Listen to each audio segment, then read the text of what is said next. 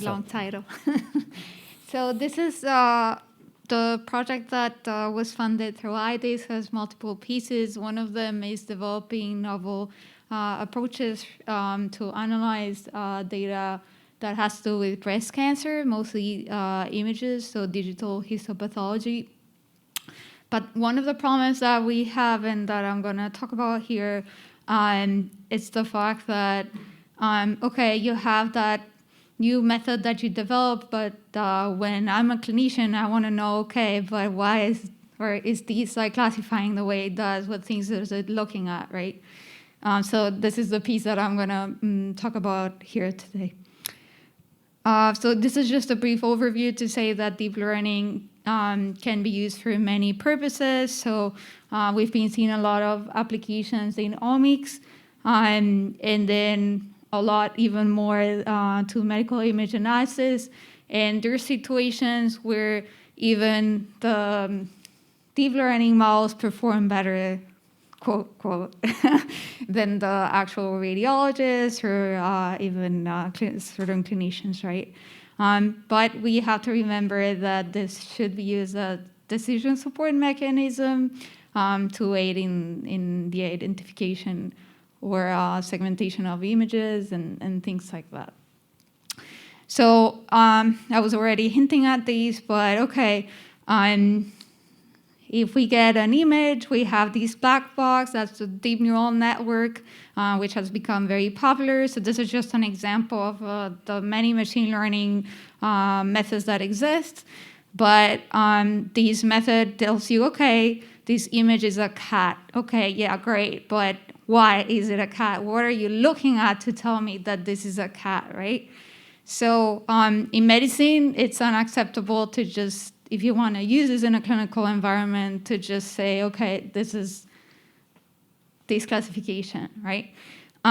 So you have there the definition of the field of XAI, which has become more prominent in the past few years. XAI stands for Explainable Artificial Intelligence, so there's the definition given by IBM, but the idea is that you're going to have to provide some sort of interpretability to those models to help you understand what they're looking at in order to make their classification. So this is a setup that we have. We have the images. We split those images to, divide, put it all into one data set that we split into multiple parts to test our models.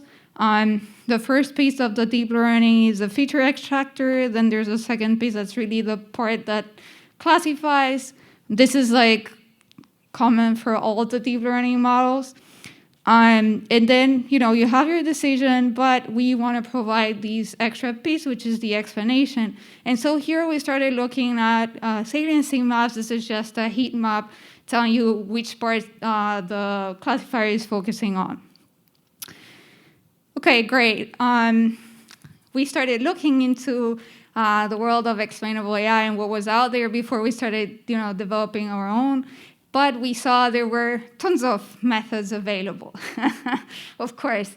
And there's no proper benchmark that has been done. So we said, okay, we have to start there, because if we want to evaluate our approaches and generate something eventually that could be useful for a clinician, we want to make sure that we're using the right tools for these specific contexts. So there's different ways of assessing whether your XAI metric is doing what you want it to do. So one has to do with model fidelity, and this is related to how well an explanation captures the specific features that are mostly used, and we're going to see like a couple of metrics that we use for this purpose, and how clearly in the figures you can see that maybe some metrics are not as appropriate as others. And localization is the obvious one, but sometimes you don't have that sort of information, unfortunately. And I think it's good to give the two angles anyway. So localization will tell you, okay, this is an image where I have a tumor, and which part of the image is really cancerous tumor, right? So what's the part that makes me classified as this image as I have cancer? So we started using publicly available data sets to do these benchmarks, because obviously before applying it to our real data, we need to make sure that this is working the way we want it to work. So the first one was just, it's not too big, but it's decent size enough to apply to these kind of analyses.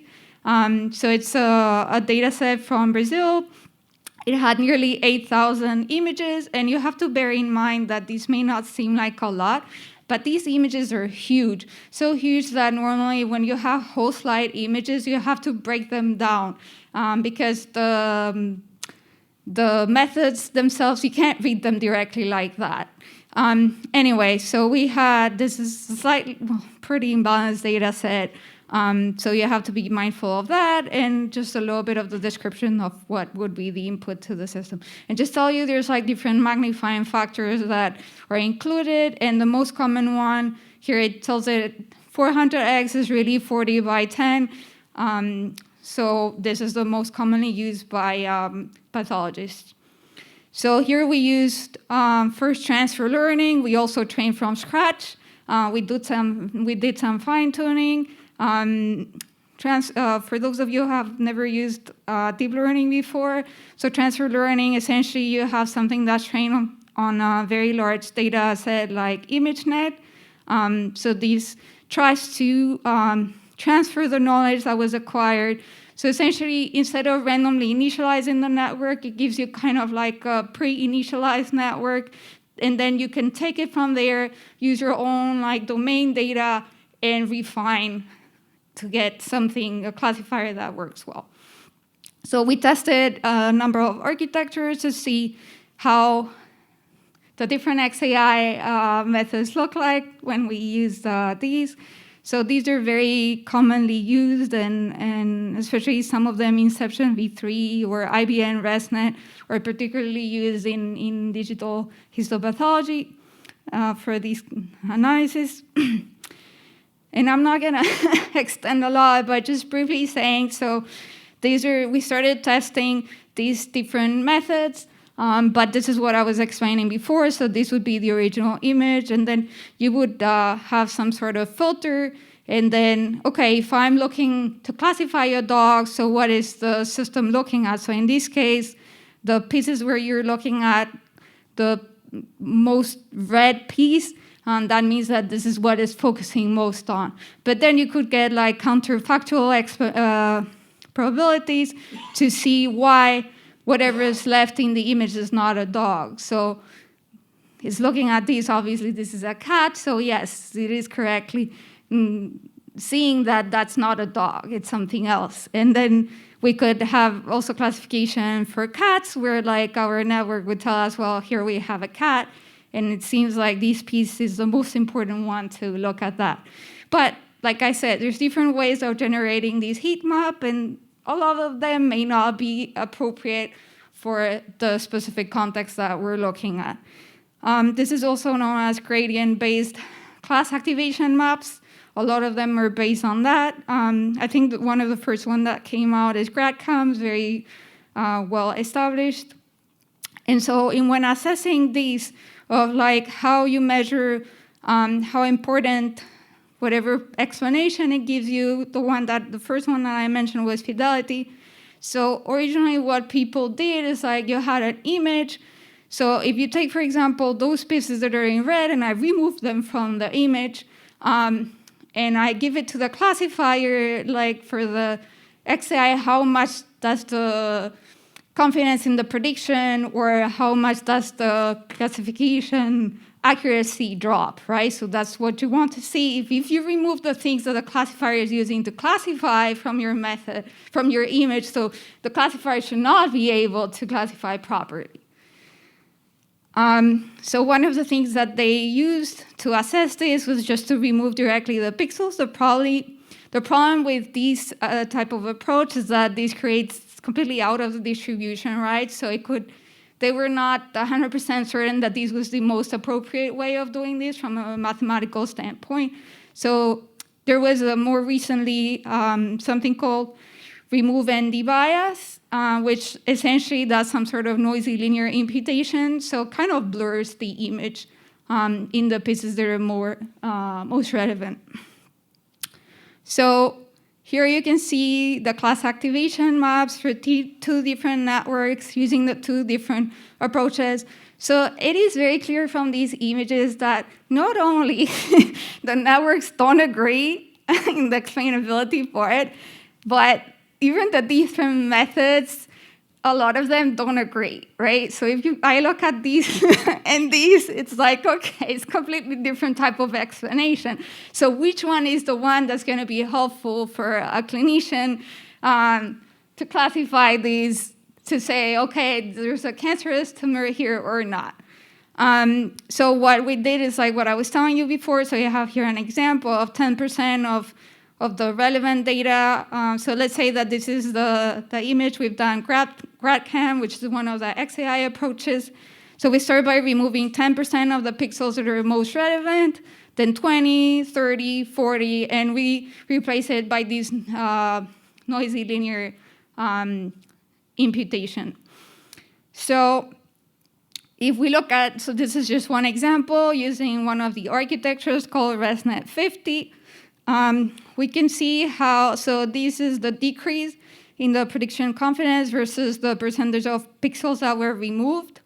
And so you can see, you would expect that if you remove more pixels, your confidence in your prediction should get more impacted, right? And so this is what we're seeing here, which, it is true for most of the cases. However, we can see there's quite a bit of difference with these two methods specifically versus the other three. So if I see these based on what I know, I'm like, well, maybe those are not the best metrics for or CAM-based approaches for my specific application, right? And the same thing happens here. We can see the percentage of pixels that were removed and how there's a drop in accuracy. And yeah, again, the same methods are like pretty separate from the others. Okay, so this is in terms of fidelity.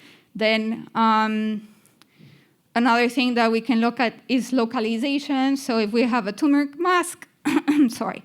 So this may not be always the case where we have these wonderfully annotated images. But if we do, then that's great. So we use another data set. We're currently still looking into this one. This is called Chameleon. And same type of images. I'm not going to bore you with the details, but this is some kind of staining they use to highlight what they want. And like I said, so these images are pretty heavy because they contain, they're stored in some sort of pyramidal way that you can have multiple magnifications into one file, so you can just extract whatever magnification you want to look at.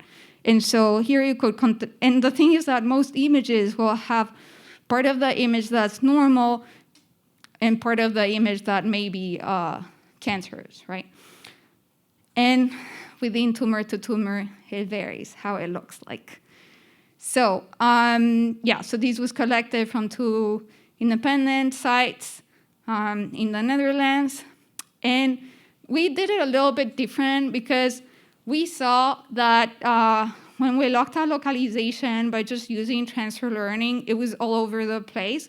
So we asked ourselves, okay, what if we train from scratch instead of using transfer learning? Since anyway, the images that we're looking at, they're very different from what ImageNet really is. ImageNet is just like natural images, so like images of cats, dogs, animals, people, so regular things that you would take yourself in the pictures, right? So when we did that, things started to get a little bit better as compared to, also I'll say that this is probably some of the best examples, because depending on the architecture, we saw all kinds of things of some of the architectures looking at the sides of the images and things like that that did not make a lot of sense. But I think we're getting somewhere here where you can say, okay, seems like, these three methods seem to agree a little bit more. It's overlapping with the tumor. So sometimes even I think it's important to have this kind of information because from what the conversations that we've had with pathologists, so they don't always look only at these, but like the surroundings. So we're trying to incorporate that type of information in other computational neuroscience approaches that we're developing. But yeah, so this is starting, just some preliminary results that we are putting together for a bigger application. So like I said, so some of this work is ongoing. Some of these will be future work or like the next steps in the near future. So one of them is like working on approaches that are based on computational neuroscience. Then, of course, sometimes we don't have enough data. And even like these methods to generate new synthetic data, they're honestly really data hungry. So we're trying to find a way of how to develop novel approaches that are based on generative adversarial networks, but using not so many images. We're also working on developing approaches that will work when you have very little amount of data to classify. So those are called few-shot learning type of problems. And we're also looking into combining classical machine learning with deep learning to try and solve these types of problems. And finally, eventually, we would like to develop approaches that not only take into account imaging data, but like take into account genetic information and other things, different types of data. So last, I would like to thank my team in my lab. And this project could have not been possible without them or without the collaboration of Professor Odelia Schwartz from the Department of Computer Science and Dr. Daniel Bilbao Cortez, who's our collaborator in the pathology department, and the Sylvester. And of course, the money that we received from the Institute for Data Science and Computing. So thank you for listening to the talk. Thank you.